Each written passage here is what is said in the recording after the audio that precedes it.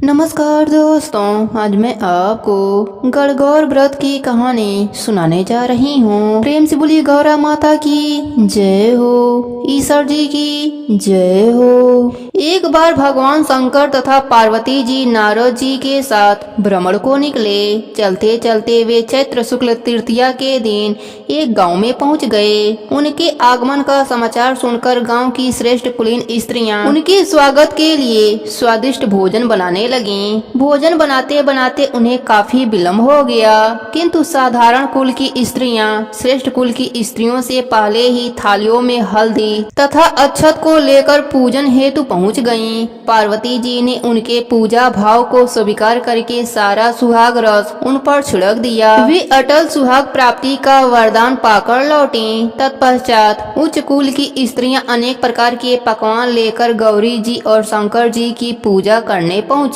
उन्हें देखकर भगवान शंकर ने पार्वती जी से कहा, तुमने सारा सुहाग रस तो साधारण कुल की स्त्रियों को ही दे दिया, अब इन्हें क्या दोगी? पार्वती जी ने उत्तर दिया, प्राणनाथ, आप इसकी चिंता मत कीजिए। उन स्त्रियों को मैंने केवल ऊपरी पदार्थों से बना रस दिया है, परंतु मैं इन उच्च कुल की स्त्रियों को अपनी उंगली चीरकर अपने रक्त सुहाग रस दूंगी। यह सुहाग रस जिसके भाग्य में पड़ेगा वह तन मन से मुझ जैसी सौभाग्यशाली हो जाएंगी। जब स्त्रियों ने पूजन समाप्त कर दिया, तब पार्वती जी ने अपनी उंगली चीरकर उन पर छिड़क दिया। जिस पर जैसा छींटा पड़ा उसने वैसा ही सुहाग पा लिया। तत्पश्चात भगवान शिव जी की आज्ञा से पार्वती जी नदी तट पर स्नान किया और बालू की शिव मूर्ति बनाकर पूजन करने लगीं।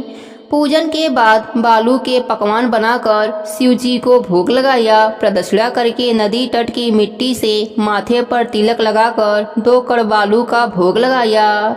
इतना सब करते करते पार्वती जी को काफी समय लग गया। काफी देर बाद जब वे लौटकर आईं तो महादेव जी ने उनसे देरी आने का कारण पूछा। उत्तर में पार्वती जी ने झूठ ही कह दिया कि वहाँ मेरे भाई भौजाई आदि मायके वाले मिल गए थे, उन्हीं से बातें करने में देरी हो गई। परंतु महादेव जी तो महादेव जी हैं, वे कुछ और ही लीला रचना चाहते थे। अतः उन्होंने पूछा, पार्वती, तुमने नदी के तट पर पूजन करके किस चीज का भोग लगाया था और स्वयं कौन सा पदार्थ खाया था? स्वामी, पार्वती जी ने पुनः झूठ बोल दिया। मेरी भावज ने मुझे दूध भात खिलाया था, उसे खाकर मैं सीधी यहाँ चली आ रही हूँ। यह सुनकर शिव जी भी दूध भात खाने के लालच में नदी तट की ओर चल दिए। पार्वती जी दुविधा में पड़ गईं। तब उन्होंने मौन भाव से भगवान भोलेनाथ का ही ध्यान किया और प्रार्थना करी, हे भगवान, यदि मैं आपकी अनन्य दासी हूँ तो आप इस समय मेरी लाज रखना। यह प्रार्थना करती हुई पार्वती जी भगवान शिव जी के पीछे पीछे चले जा रही हैं। उन्हें दूर नदी के तट पर माया का महल दिखाई दिया। उस महल के भीतर पहुंचकर वे देखती हैं वहां शिव जी के साले तथा साली आदि सब परिवार उपस्थित है। उन्होंने गौरी तथा शंकर भगवान का भाव से स्वागत किया। वे 2 दिनों तक वहां रहे। तीसरे दिन पार्वती जी ने शिव जी से चलने के लिए कहा, पर शिव जी तैयार न हुए। वे अभी और रुकना चाहते थे। तब पार्वती माता रूठकर अकेले ही चल दीं। ऐसी हालत में भगवान शिव जी को पार्वती के साथ चलना ही पड़ा।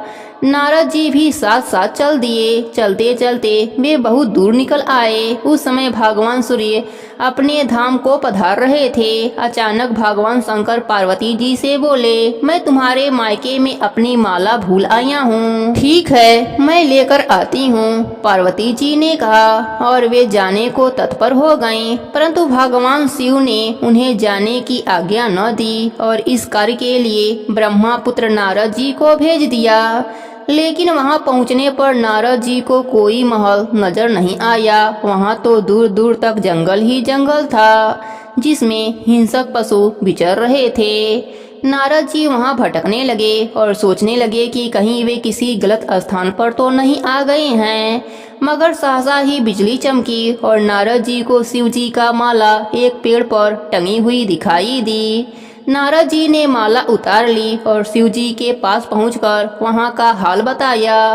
शिव जी ने हंसकर कहा, नारद, यह सब पार्वती का ही लीला है। इस पर पार्वती माता बोली, मैं किस योग्य हूँ। तब नारद जी ने सिर झुकाकर कहा, माता आप पतिव्रता में सर्वश्रेष्ठ हैं। आप सौभाग्यवती समाज में आदि शक्ति हैं। यह सब आपके पतिव्रत का ही प्रभाव है।